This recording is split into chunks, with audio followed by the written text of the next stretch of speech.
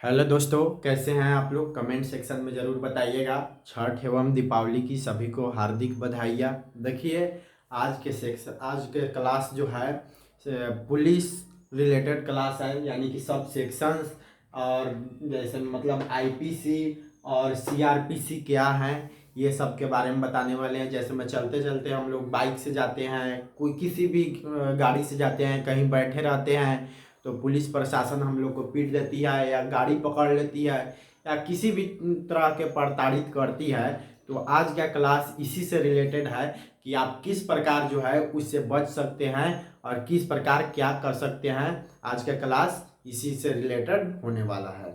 चलिए देखते हैं आज जो है क्या क्या कौन कौन से क्लास में किस किस बातें को बताया जाएगा। समझिए, देखिए आज जो है सबसे पहले क्लास समझने से पहले हम समझ जाएंगे कि एफआईआर का फुल फॉर्म क्या होता है। क्योंकि हम लोग सबसे पहले कहीं भी अगर कोई भी दिक्कत होती है तो अपने नज़दीकी पुलिस स्टेशन में जाकर जो है हम लोग एफआईआर करते हैं। यानी कि एफआईआर का अर्थ होता है first information report. First information report यानी कि फर्स्ट मतलब प्रथम, इंफॉर्मेशन मतलब सूचना, रिपोर्ट मतलब रिपोर्ट यानी कि प्रथम सूचना रिपोर्ट। कहीं भी हम लोग जो अपना अगर कोई भी दिक्कत होता है तो प्रथम सूचना रिपोर्ट लिखाते हैं। देखिए, सबसे पहले अगर आपको पुलिस पकड़ती है या कोई भी क्राइम होता है या कहीं भी आप पकड़े जाते हैं तो आपको पूरा अधिकार है कि वो सब चीज़ों के बारे में जानने का। और आपका अपना अधिकार जो है, जितने भी सारे अधिकार हैं, अगर उसको आप जाने रहिएगा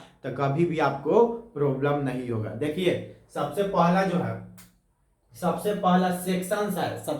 सेक्शन जो है 166 आईपीसी। आईपीसी और सीआरपीसी हम बताने वाले हैं। आईपीसी और सीआरपीसी पहले क्या है वो हम बता दे रहे हैं। आईपीसी और सीआरपीसी देखिए क्या होते हैं। आईपीसी जैसे में कोई भी अगर कांड हो रहा है या कोई भी जो है कहीं आप पकड़े जा रहे हैं, पुलिस आपको पकड़ रही है तो उसमें जो है आईपीसी लगता है। और सीआरपीसी जो है उस कांड में जो है आप क्या किए हैं, उस कांड से आप कैसे निपटारा पा सकते हैं, कैसे आपको उससे छूट मिल सकती है, वो होता है सीआरपीसी। तो सीआरपीसी और आईपीसी हम बताने वाले हैं। सीआरपीसी और आईपीसी। तो सीआरपीसी देखिए सेक्शन 166 आईपीसी। सेक्शन 166 आईपीसी के तहत पुलिस अपने पावर का गलत इस्तेमाल नहीं कर सकती है। अगर पुलिस जैसे में आप कहीं बाइक पर बैठे हैं और पुलिस आपको आ रही है और बिना पूछे आपको पीट दे रही है तो सेक्शन 166 पुलिस को याद दिलाइए कि सेक्शन 166 के तहत पुलिस आप पर बिना वजह आप पर हाथ नहीं उठा सकती है और वो अपने पावर का गलत इस्तेमाल कभी नहीं कर सकती है। क्योंकि जब भी वो अपने पावर का गलत इस्तेमाल करेगी तो 166 अगर आपको मालूम है तो पुलिस को बता दीजिएगा, तो वो समझ जाएगा कि हाँ आप पढ़े लिखे व्यक्ति हैं और इसके बारे में जानते हैं। आपको कभी भी पुलिस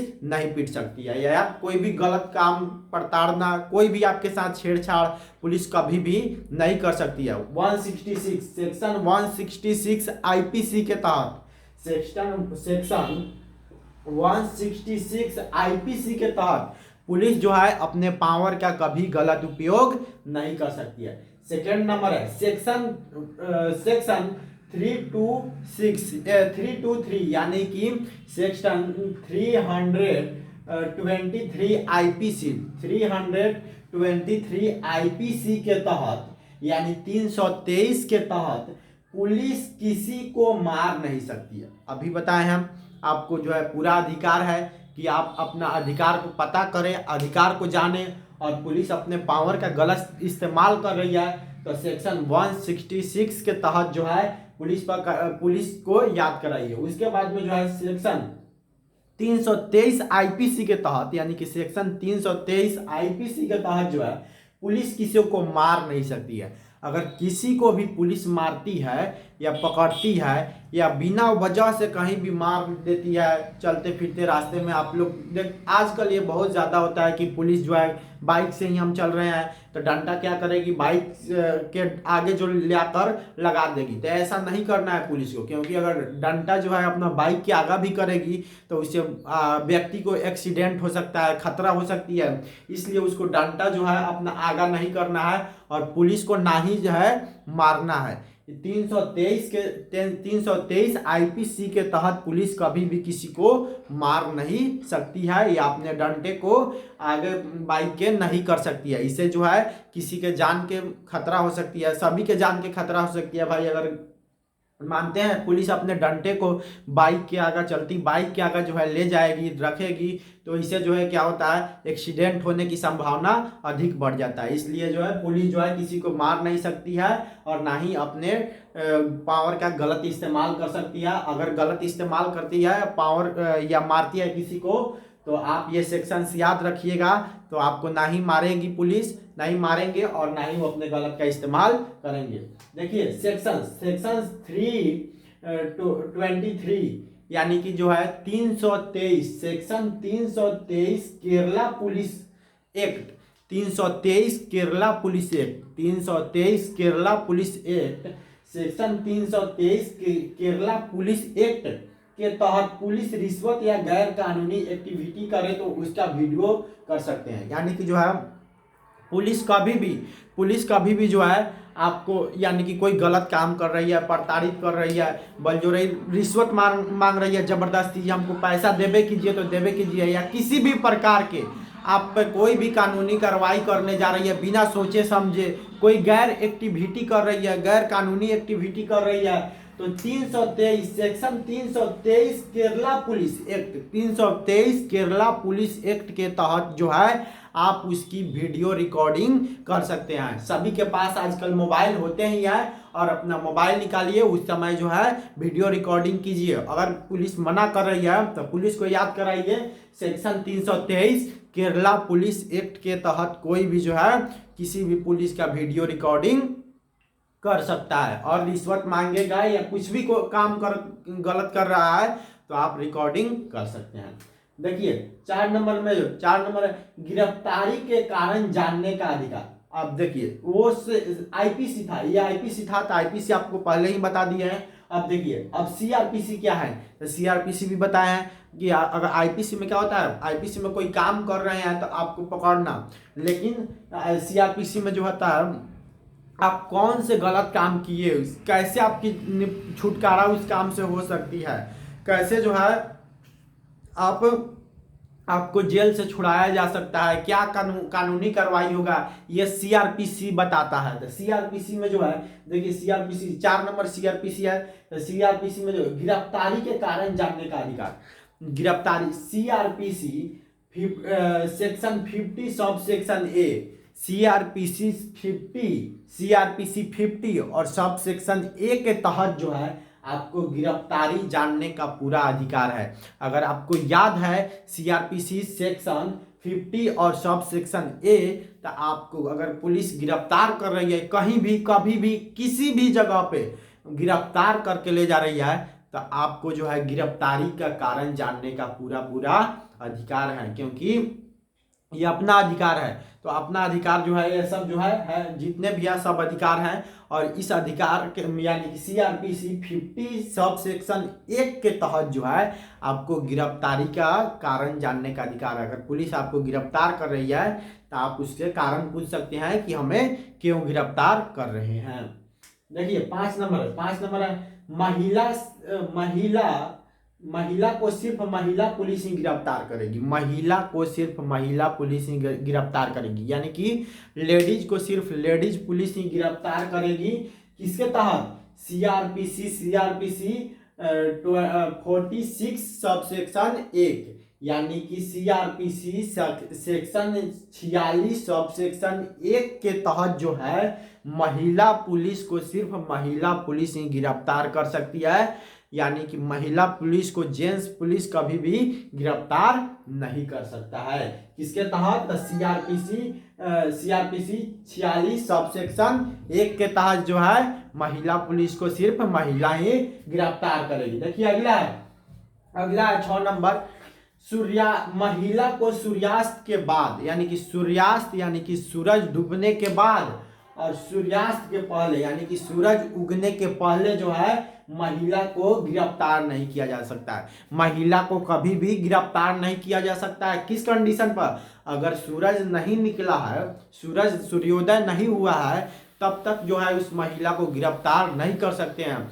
और सूर्योदय हो गया है, सूर्य डूब गया है, ये सूर्यास्त हो गई है, तब उस समय जो है महिला को गिरफ्तार नहीं किया जा सकता है। यानी कि सूर्योदय के पहले और सूर्यास्त के बाद जो है महिला को गिरफ्तार नहीं किया जा सकता है। अगर महिला को गिरफ्तार किया जा रहा है तो याद रखिए सीआरपीसी 46 सब सेक्शन 1 के तहत जो है आपको महिला आपको जो है शाम के समय और सुबह के समय गिरफ्तार नहीं कर सकती है।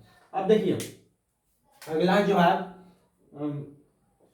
नॉन कंजीजेबल ऑफेंस यानी कि गैर संज्ञेय अपराध क्या है? नॉन कंजीजेबल ऑफेंस के मामले में वारंट देखने का अधिकार।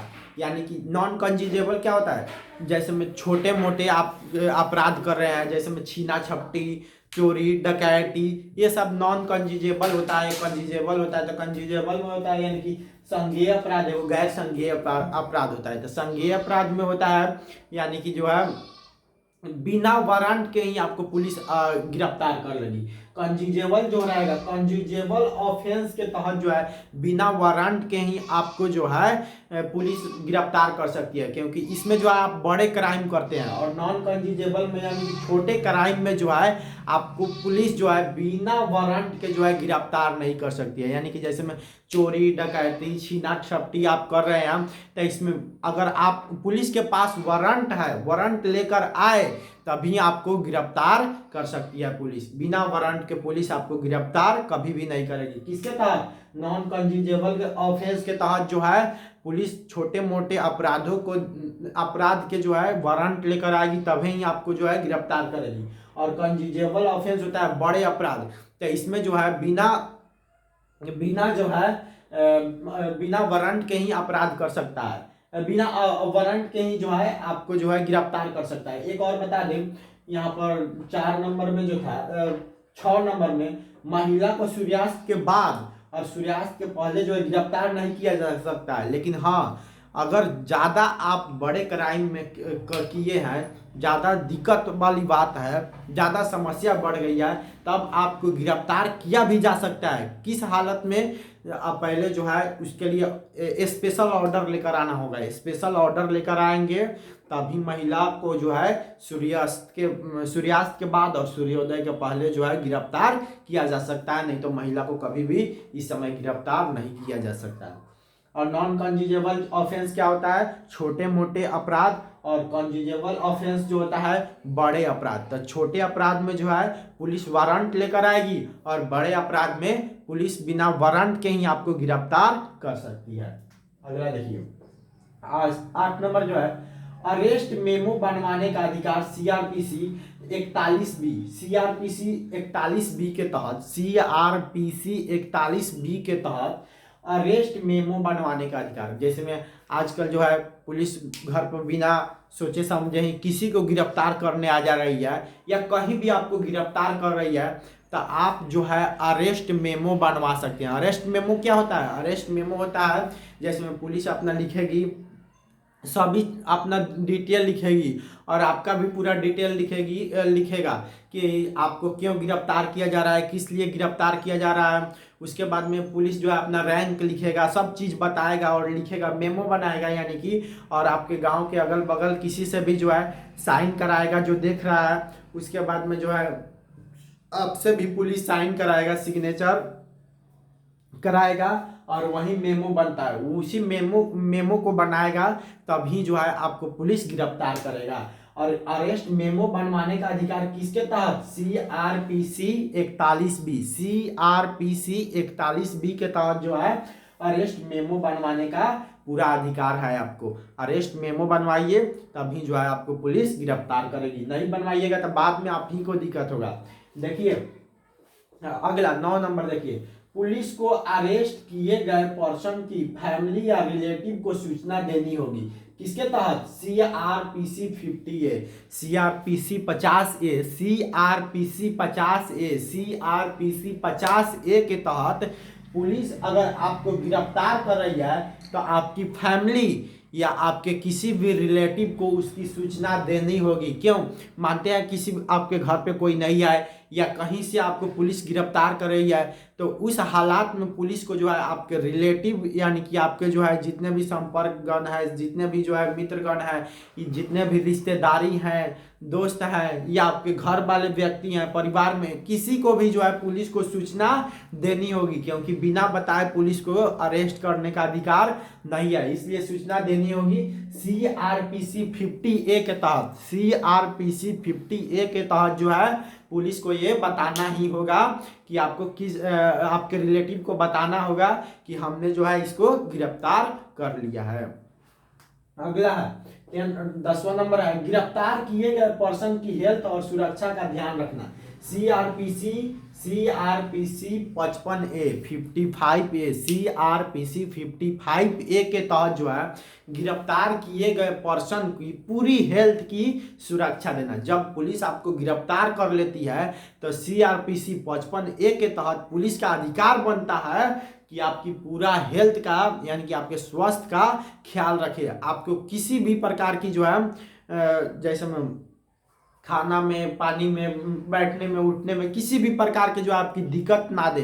पुलिस आपकी पूरे मतलब ये सब चीज़ के लिए पुलिस अगर आपको कुछ हो रही है तो पुलिस ही जिम्मेवार होगी, इसलिए जो है पूरी आपकी हेल्थ की सुरक्षा देगी। अगर जैसे में आप गिरफ्तार कर ले रही है पुलिस, तो उस समय आप क्या कीजिए, अपना अथी करा लीजिए, टेस्ट करा लीजिए, शरीर का पूरा टेस्ट कराइए कि आपको कोई बीमारी है, बीमार है या नहीं है, ये करा लीजिएगा। अगर टेस्ट उस समय ये रहेगा कि आपको अगर पुलिस पीट रही है और आप जा रहे हैं अदालत में, कोर्ट में जा रहे हैं, तो उस समय भी आपका टेस्ट होगा और टेस्ट में अगर गलत पाया गया तो पुलिस पर ही जो है कार्रवाई होगी, इसलिए अपना टेस्ट करवा कर रखिए।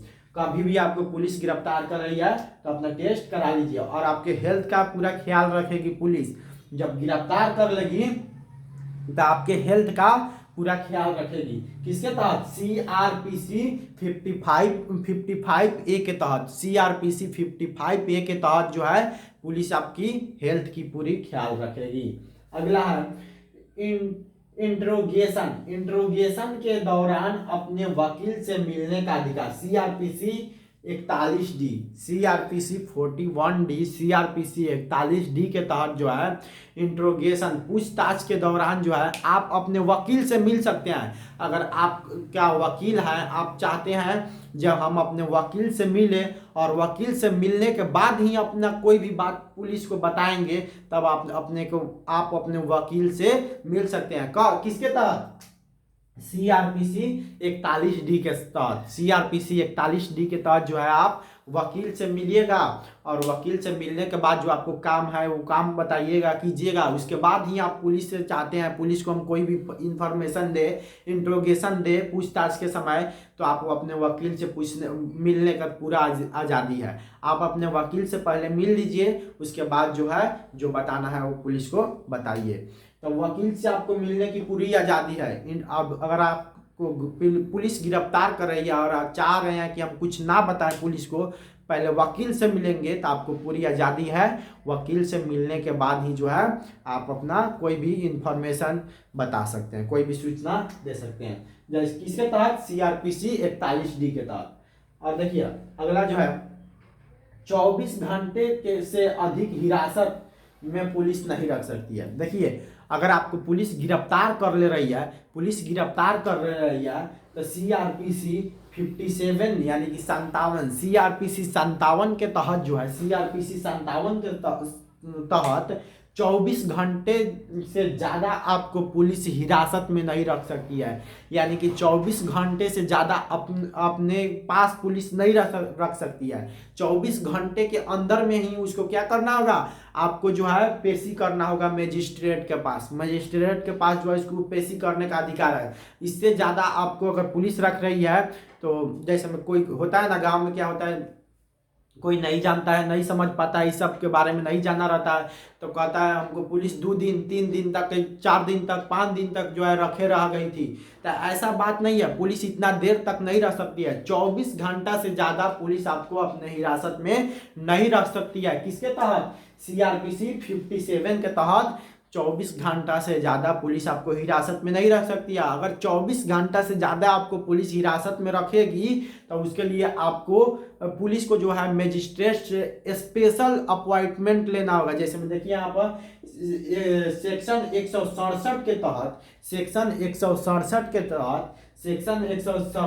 तहत जो है 24 घंटे से ज़्यादा पुलिस आपको रख सकती है। कब रखेगी? जब मजिस्ट्रेट से जो है परमिशन लेगी, मजिस्ट्रेट से परमिशन लेगी। जब हमको अभी मेरा जो है इंक्वायरी पूरा नहीं हुआ है और इसको जो है हम इस व्यक्ति को अभी और भी इंक्वायरी करना है और भी इंक्वायरी लेना है, तो जब पुलिस मजिस्ट्रेट के पास जाएगी और ये थी बनवा कर लाएगी तो तब ही उसको जो है 24 घंटा से ज़्यादा रखने का अधिकार है। अन्यथा उसको 24 घंटा से ज़्यादा पुलिस को रखने का अधिकार नहीं है हिरासत में। CRPC 57 के तहत जो है 24 घंटा से ज़्यादा पुलिस आपको हिरासत में नहीं रख सकती है।